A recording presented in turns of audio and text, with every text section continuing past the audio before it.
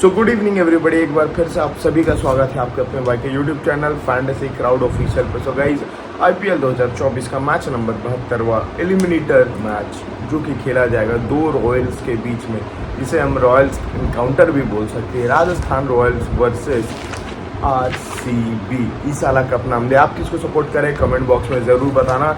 और सीधे चलते मैच की तरफ, बिकॉज ये मैच सेम ग्राउंड पे है जहाँ पे क्वालिफायर 1 खेला गया था, वहीं पे एलिमिनेटर, और उन दो टीमों के बीच में है जो कि बैक टू बैक भाई साहब, मतलब कहानी कमबैक की बोल सकते हैं एक लोगों का। और मतलब एक के लिए चमत्कार है तो एक के लिए मतलब क्या ही बोलूँ। लगातार 6 मैच जीत के आ रही है आरसीबी, और लगातार 4 मैच और 1 वॉस आउट खेल करके आ रही है राजस्थान की टीम। भाई साहब मतलब अब जो on the day spot on जिसका कॉन्फिडेंस हाई होगा वो मैच निकाल के ले जाएगा। आपको क्या लगता है कमेंट में बताना। अब सीधा चलते हैं ये पिच रिपोर्ट की तरफ, और मुझे लगता है पिच से ज़्यादा कुछ उम्मीद करना बेमानी होगी बिना उसे देखे। बिकॉज कल मैच जो हमने देखा कि सेकेंड इनिंग वाला सारा हिसाब किताब धरा का धरा रह गया, और हमने इसीलिए कहा था मैंने, अगर आपको याद होगा, कि भाई साहब पूरी दुनिया सेकेंड इनिंग कर रही है, लेकिन फर्स्ट इनिंग में भी ये काम होगा, और उसका रिजल्ट आपने देखा। वेंकटेश अय्यर और मिचेल स्टार्क, जो मेरी स्मॉल लीग टीम में नहीं थे मिचेल स्टार्क, लेकिन वेंकटेश अय्यर और मिचेल स्टार्क कितने ज़रूरी थे इस विकेट पे कि एक ड्रीम टीम का कैप्टन बन गया। सो बहुत सारी बातें हमने की थी, और उम्मीद करता आप लोग को वो सारी चीज़ें पसंद आई होगी। अगर पसंद आया तो भाई वीडियो को लाइक करो, कमेंट करके बता दो, बाकी कोशिश जारी रहेगी। चलो आज बढ़ते पिच की तरफ। तो मेरे हिसाब से फिर से ये आज का जो मैच है वो हाई स्कोरिंग गेम होने वाला है। तो लास्ट मैच घास दिखी थी, मैंने कहा था जहाँ घास दिखेंगे फर्स्ट इनिंग में आपको बिल्कुल नहीं छोड़ना पेसर्स, और वो गलती मैंने खुद कर दी। एनीवेज आज पे आते हैं। तो भाई यहाँ पर एक चीज़ जो नोटिसेबल थी, जो कि बिना टॉस के भी बताई जा सकती, कि यहाँ पर ड्यू ना फर्स्ट इनिंग के ऑलमोस्ट लेटर हाफ में आ गई थी, मतलब 15वें-16वें ओवर तक में ड्यू आ गई थी, जो कि चेसिंग को आसान बना देता है। यहाँ पे तब स्विंगिंग का कोई फ़ायदा नहीं, तब फिंगर स्पिनर्स का कोई फ़ायदा नहीं, तब रिस्ट स्पिनर और हार्ड लेंथ वाले बॉलर्स थोड़ा काम आते हैं। लेकिन आरसीबी इसके विपरीत जाती है, ऐसे टाइम पे हार्ड लेंथ वाले बॉलर्स लाइक लॉगी फर्ग्यूसन को करवाती नहीं। अब देखते हैं क्या हिसाब किताब होता है। तो सीधा नरेंद्र मोदी स्टेडियम पे ये मैच होने वाला है। तो सेकेंड इनिंग्स ड्यू, और मेरे हिसाब से एलिमिनेटर मैच है तो न्यू पिच यूज़ होना चाहिए। तो पिच रिपोर्ट की बात हम टेलीग्राम पे करेंगे, जिसका लिंक डिस्क्रिप्शन में और फर्स्ट कमेंट में है, तो वहाँ पे आपको आ जाना बिना किसी देरी के।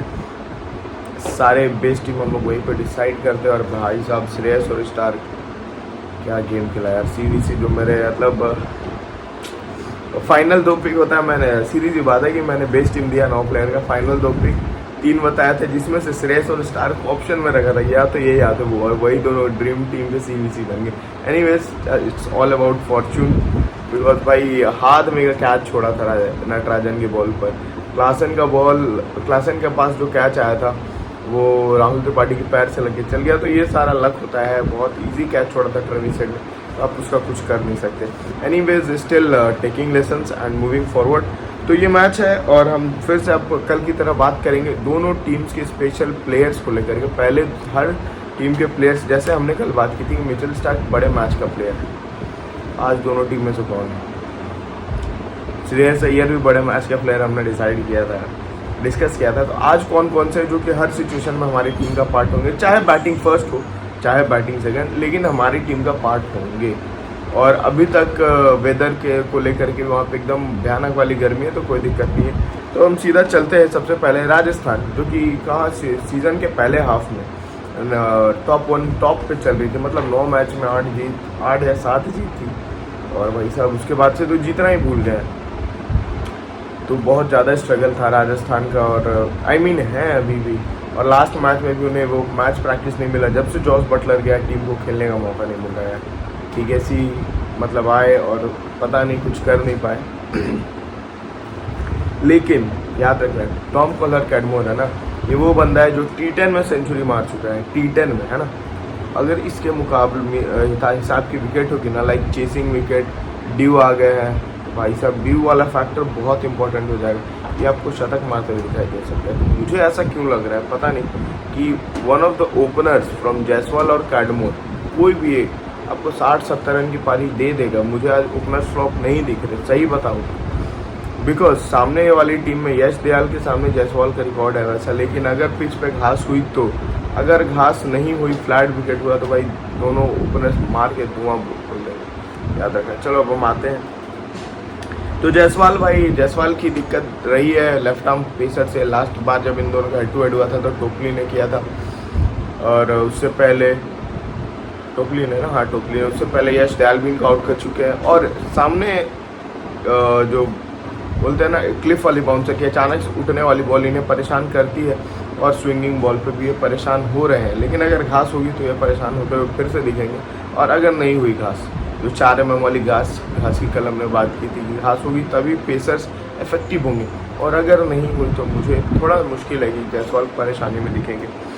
वैसे भी जायसवाल को चेस अगर यहाँ पर मिलेगा तो घास का पास कर देंगे और उसके बाद रगड़ के मारेंगे, ऐसा मुझे लगता है। बिकॉज यहाँ पर जैसा ड्यू का कंडीशन है, और टॉम कॉलर कैडमोर भाई, इनका रिकॉर्ड लॉकी फर्ग्यूसन के सामने है, जो कि पावर प्ले में बॉलिंग करते नहीं है।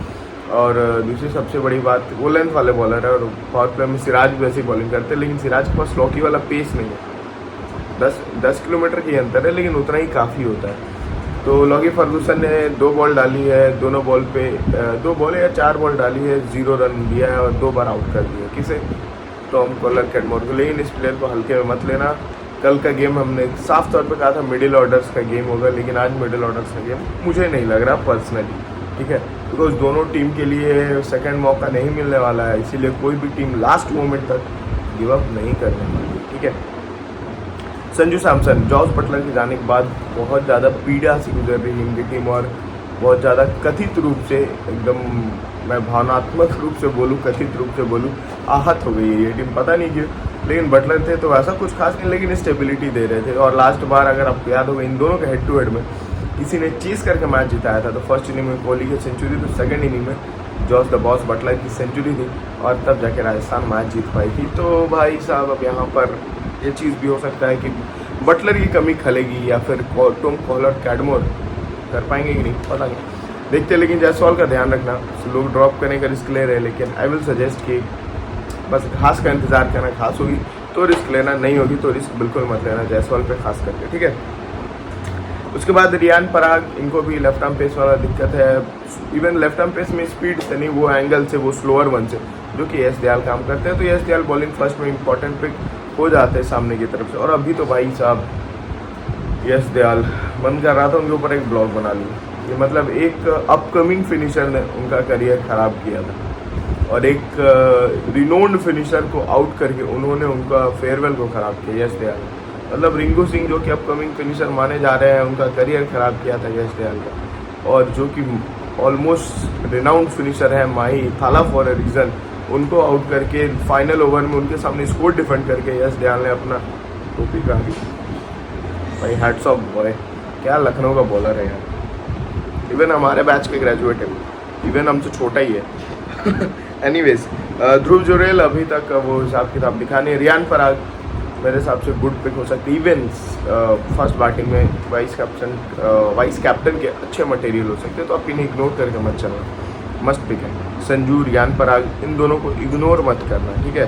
बाकी जायसवाल और टॉम कैडमोर का मैंने सिचुएशन बता दिया, घास वाली, ध्यान रखना।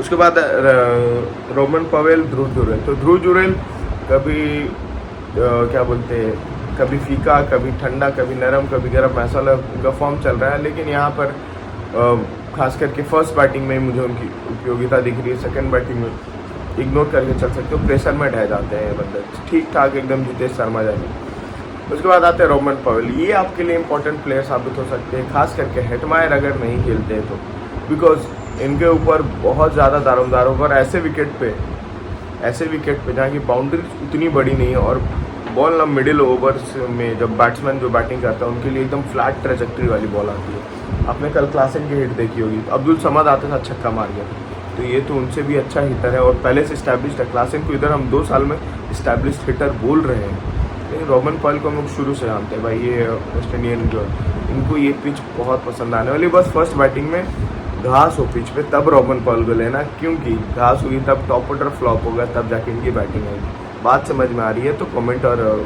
लाइक करके बता दो, ठीक है। चलो आर अश्विन मुझे उतना इम्पोर्टेंट नहीं दिख रहा, क्या पता राजस्थान रॉयल्स कोलैप्स हो जाए तो ये फिर से भगवान बन के आ जाए, उम्मीद कम है। ट्रेंट बोल्ट, फिर से वही घास वाला फैक्टर।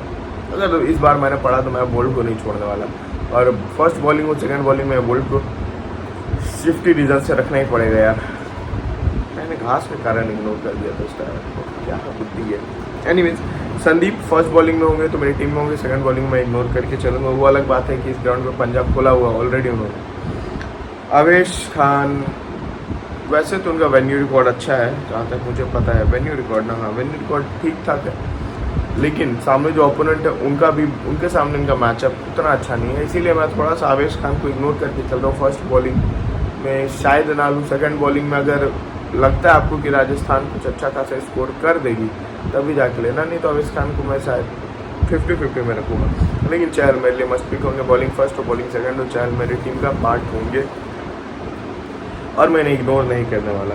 उसके बाद नांद्रे बर्गर, अगर नांद्रे बर्गर और बोल्ट की जोड़ी खेल गई साथ में तो मेरे लिए फिर आवेश खान को रखना मुश्किल हो जाएगा, और साथ ही साथ फाफ डू प्लेसिस और कोहली को CBC देना। इवन कोहली को GL में मैं ड्रॉप करने की भी बात कर सकता हूँ, फाफ डू प्लेसिस को GL में मैं ड्रॉप करने की बात कर सकता हूँ। वैसे में हमारी टीम में एक नया गेम चेंजर उभर के आएगा, कौन होगा वो और क्या सिचुएशन होगी वो, चलते हैं RCB पे, फिर हम बात करेंगे उस पर। तो गाइज हम आ गए हैं RCB पर। RCB की probable 11, Faf du Plessis, Virat Kohli, Rajat Patidar, Cameron Green, Glenn Maxwell.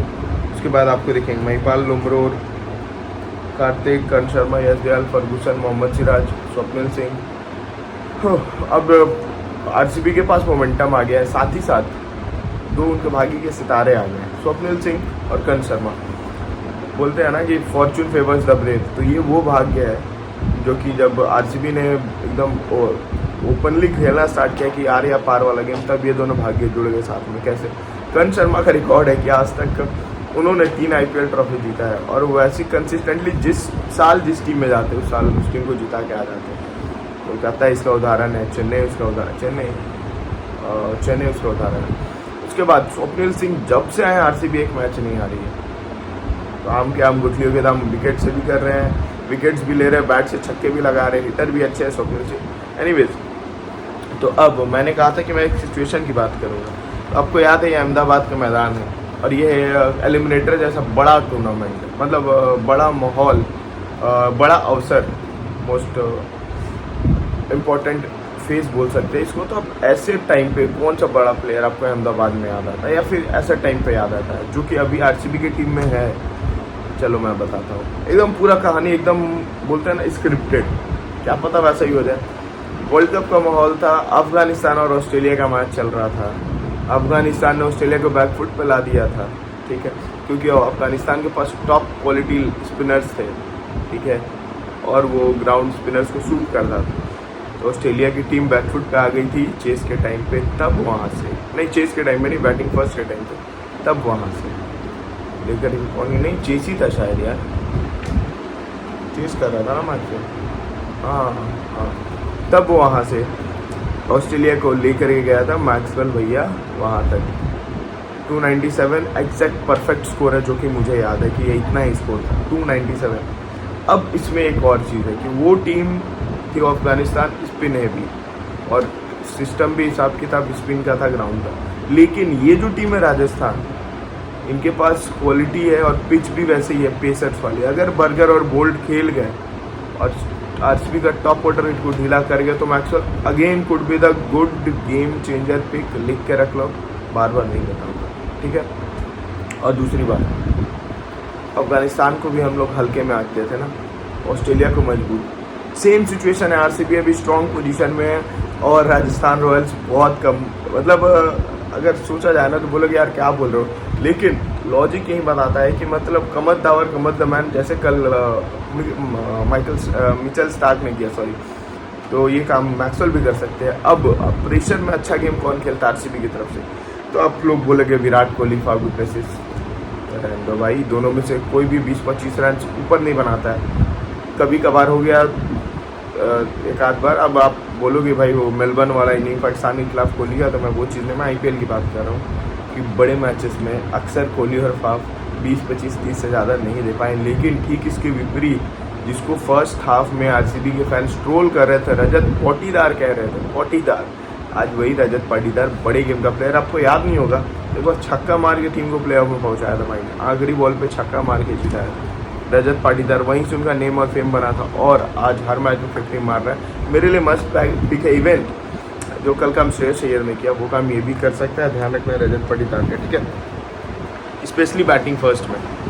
अब हम बात करते हैं रजत पाटीदार से पहले फाफ डू प्लेसिस और विराट कोहली की। तो Faf du Plessis batting first में अच्छे हैं और अगर बर्गर नहीं खेले तो इनकी भी सेंचुरी आ सकती है, एकदम बिना बेझक मैं कह रहा हूँ बैटिंग फर्स्ट में। बोल्ट को बहुत अच्छा खेला इन्होंने, ठीक है। अब इसके बाद हम बात करते हैं कोहली की। तो भाई संदीप शर्मा 67 बॉल 87 रन 7 बार आउट कर चुके हैं या 8 बार शायद आउट कर चुके हैं। क्या ड्रीम है यार, संदीप बड़े प्लेयर्स को आउट करता है और फर्स्ट बॉलिंग में बिल्कुल आप लेके जा सकते हो।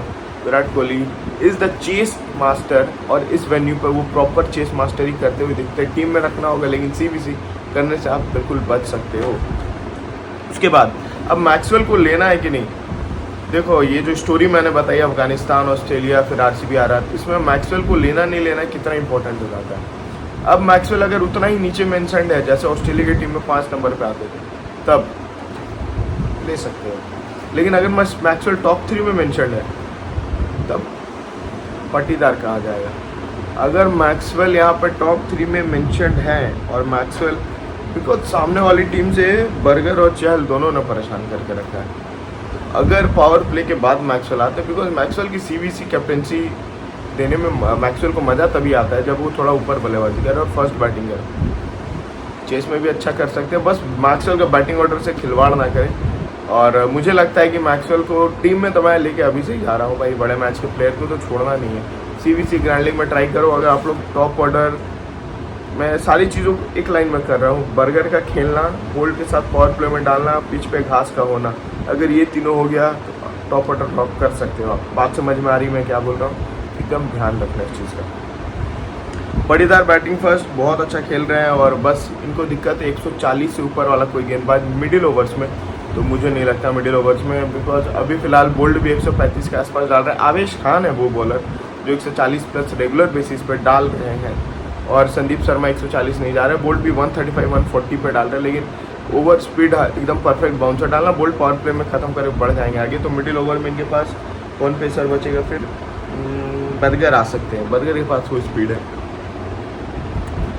तो बर्गर परेशान कर सकते हैं पाटीदार को। तो सारा कुछ बर्गर पे है यार, अगर बर्गर आ गया तो भाई मतलब कैप्टन बना देना मैं तो बोलूँगा, और बर्गर आ गया तो कैप्टन किसे बनाओगे, बर्गर को और वाइस कैप्टन जायसवाल को, बिकॉज जायसवाल उस वक्त चेस कर रहे होंगे, फर्स्ट बॉलिंग बर्गर कर रहे होंगे। बात समझ में आ रही है ना, आ रही है तो अभी जाके वीडियो लाइक करो, कमेंट करो भाई को यार, थोड़ा सा प्यार दे दो, बहुत मुश्किल से अभी बाहर बारिश हो रही है और मैं इतने लेट वीडियो रिकॉर्ड करने बैठा, नाइट शिफ्ट चल रही, सारी चीज़ें एक तरफ और आपका प्यार एक तरफ। एनीवेज अब हम आगे बढ़ते हैं। कैमरन ग्रीन फर्स्ट बैटिंग में मस्ट पिक हो जाएंगे, बिकॉज अभी तक यूजुअली क्या हो रहा है कि कैमरन ग्रीन ही आ रहे हैं सेकंड 2 डाउन, मैक्सवेल से ऊपर आ रहे हैं और ऐसे पिचेस पे कैमरन ग्रीन अक्सर बड़ा काम कर सकते हैं, याद रखना। Big match player Cameron green है।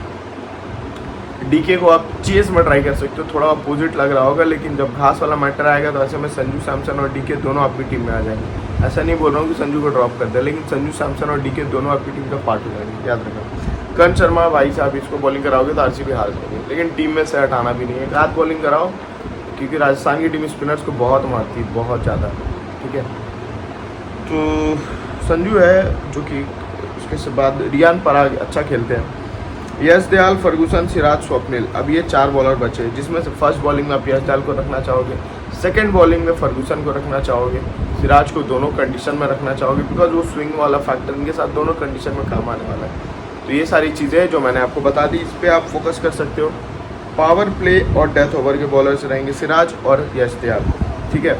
अब हम चलते हैं कहाँ पर, ड्रीम 11 पे, और देखते हैं क्या कुछ टीम बन रही है। उससे पहले ये जो नोट्स है जिससे मैं बात कर रहा था उसको एक बार रिवाइज कर लेते हैं, और मैं इसकी फ़ोटो आपको टेलीग्राम पे दे दूंगा, जिसका लिंक डिस्क्रिप्शन में फर्स्ट कमेंट में। तो सबसे पहले संजू सैमसन मस्ट पिक, और आज वैल्यू करेगा अपनी विकेट को, बिकॉज जो बटलर नहीं है, in the absence of Buttler. Cadmore pure hit और मिस, चल गया तो आग लगा देगा, मैंने कहा T10 की सेंचुरी वाली बात। Jaiswal bad form but good differential today, अभी तक अच्छे फॉर्म में नहीं है लेकिन बड़े मैच का प्लेयर बन सकता है जायसवाल, मैंने बताया आपको। आवेश खान कंसिस्टेंटली टेकिंग विकेट्स, लेकिन फर्स्ट बॉल में एक ही विकेट कंसिस्टेंटली ले रहे हैं, लेकिन एक विकेट, तो अगर आप लोग ये रिस्क अफोर्ड कर सकते हो कि ऐसे बॉलर जो कि एक विकेट ले करके शांति से बैठ जाए। जैसे मैंने कल कहा था कि उसके बारे में, वरुण चक्रवर्ती के बारे में, भाई उसको मिला एक ही विकेट था, वो टेलेंडर वाला विकेट भुवनेश्वर कुमार, और उससे पहले नटराजन अगर ले लेते तो उससे पहले ही गेम खत्म हो जाता। नटराजन बोल रहा हूँ, अगर वो भुवनेश्वर कुमार वाला जो विकेट उन्हें मिला वो आराम से ख़त्म हो जाता। अगर इससे पहले वाला जो विकेट था, क्या नाम है यार, हेनरी क्लासन वाला, अगर उन्हें नहीं मिला होता तो वो ख़त्म टेलेंडर में ही था। वो भी छक्का ऑलमोस्ट हो ही गया था, अच्छा कैच पकड़ा श्रेयस अय्यर ने। तो सारी चीज़ें एक तरफ है, और अगर टेलेंडर को स्पिनर्स के सामने खिलाओगे, कोलकाता के स्पिनर्स, तो विकेट तो मिल ही जाएंगे। लेकिन मुझे लग रहा है कि अवेश खान को एक विकेट मिलना चाहिए। अगर आप लोग सेफ्टी जाना चाहते हो तो रख सकते हो। अगर आरआर को जीतना हो तो बोल्ट प्लस बर्गर दोनों के साथ खिलाओ, ऐसा मेरा ओपिनियन है। आपको क्या लगता है बिल्कुल बताना। और वेन्यू पे संजू का उतना रिकॉर्ड खास नहीं है, संदीप का अच्छा है। कुलदीप सेन के बारे में मैं बोलना चाह रहा हूँ, खेलेगा तो ध्यान रखना, बाकी मैं बता दूंगा आपको टेलीग्राम पे। और बेंगलुरु की तरफ से मैक्सवेल बिग मैच प्लेयर, और आरआर के सामने खेलना भी पसंद है, तो सारी चीज़ें उनके एक ही तरफ इशारा कर रही है, ध्यान रखना उनका। बिकॉज घास रहने के बाद भी मिडिल ओवर्स पे गेम आ जाता है। फिर अगर घास होगी तो मिडिल ओवर के प्लेयर्स आपके लिए इंपॉर्टेंट हो जाएंगे। जो बात बोल रहा हूँ डायरी पेन लेकर के वापस जाओ, वीडियो में सुनो, लिख लो, काम आएगा आपका। पटीदार pledge well in situation pressure situation. मैंने जैसा आपको कहा था कि कल त्रिपाठी के बारे में, वो प्रेशर सिचुएशन में अच्छा खेलते हैं। वो अलग था कि सेकंड इनिंग ही रह गया था, फर्स्ट इनिंग में भी उन्होंने अच्छा करके दिखाया, लेकिन ये काम पटीदार भी बहुत अच्छा करते हैं, जायसवाल भी कर सकते हैं, ऐसा मुझे लगता है। तो आप दोनों को डिफरेंशियल सीबीसी पर ट्राई कर सकते हो यार, बिल्कुल, why not. Faf du Plessis century loading specially batting first, और terms and conditions apply if Nandre Burger is not playing. तो ये सारी बातें हो गई। अब चलते हैं ड्रीम 11 पर, देखते हैं क्या कुछ टीम बन रही है। चलो सो गाइस, हम आ गए हैं ड्रीम 11 पर और देखते हैं यहाँ पर क्या कुछ टीम बन सकती है। अब तो सबसे पहले यहाँ पर विकेट कीपिंग सेक्शन में हमारे तरफ से होंगे संजू सैमसन, जो कि सेफेस्ट पिक है। और यहाँ पर Virat Kohli, Faf du Plessis सबको लेके जाएगा। रजत पाटीदार, मैं क्यों छोड़ू, जायसवाल मेरी टीम का पार्ट, ठीक है। टॉम कॉलर, कैडमोर को लेने का बड़ा मन है मुझे। पराग, ग्रीन, मैक्सवेल, इनको भी ले लिया मैंने। अब यहाँ से मस्ट पिक प्लेयर, अभी तक जो है मेरे मस्ट पिक प्लेयर नहीं है ना, ये सारे मस्ट पिक प्लेयर्स के बारे में अगर मैं बात करूँ, संदीप शर्मा तो कंडीशनल है, बॉलिंग फर्स्ट होगी तो इन्हें रखूँगा, नहीं होगी तो नहीं रखूँगा। लेकिन मस्ट पिक प्लेयर मेरे लिए अभी तक सिराज और बोल्ट है। बाकी चहल को भी आप रख सकते हो बिल्कुल, यश दयाल बॉलिंग फर्स्ट। और यहाँ सर मुझे ड्रॉप करने का मन किसी को तो नहीं है, ये सारी चीज़ें घास पे डिपेंड करेगी। अगर होगी तो मैं प्लेसेस को भी ड्रॉप कर सकता हूँ, लेकिन ये तीन और ये मेरा मस्ट पिक टीम अगर आप बोलोगे तो हो सकता है। जिसमें से रियान पराग का रिकॉर्ड दयाल के खिलाफ अच्छा नहीं है, घास होगा तो उन्हें भी हटा दूंगा, देना आप सब। लेकिन फ़िलहाल ये प्रीव्यू में जो 9 प्लेयर्स है ये मेरे मस्ट पिक प्लेयर्स है, ठीक है, इनको मैं अभी नहीं हटाने वाला। अब बात आती है कि बाकी 2 प्लेयर्स में किसको रखूँगा। तो अभी फ़िलहाल युजवेंद्र चहल को लेकर के मैं गया हूँ, और यहाँ से सेफ्टी पर्पस बोलता है फाफ डू प्लेसिस को रख लेना। तो ये मेरी टीम बन रही, जिसमें से सबका कैप्टन संजू और विराट के बीच में होगा। बिल्कुल, captain Virat Kohli, vice captain Sanju Samson.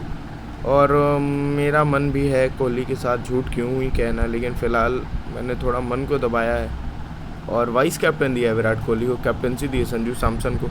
और बाकी सारे ऑप्शंस भी है, जिसमें कैमरन ग्रीन आपके सामने है, रजत पाटीदार आपके सामने है, यशस्वी जायसवाल आपके सामने है। और अगर ऐसा कर रहे हो और आप ये समझ रहे हो कि राजस्थान के टॉप ऑर्डर बॉलर्स जो है पावर प्ले के, वो आरसीबी को परेशान करेंगे, तो चहल भी अच्छे वीसी रहेंगे। सेम एज़ वरुण चक्रवर्ती ने जैसे कल 2 विकेट लिया था, चहल ले लेंगे 3 विकेट। तो इस चीज़ का ध्यान रखना, मात्र 0.5% नहीं अपना सीवीसी रखा है, तो इस चीज़ का ध्यान रख करके आप टीम बनाओगे। फिलहाल के लिए इस टीम को मैं सेव कर लूँ, captain Sanju, vice captain Virat Kohli.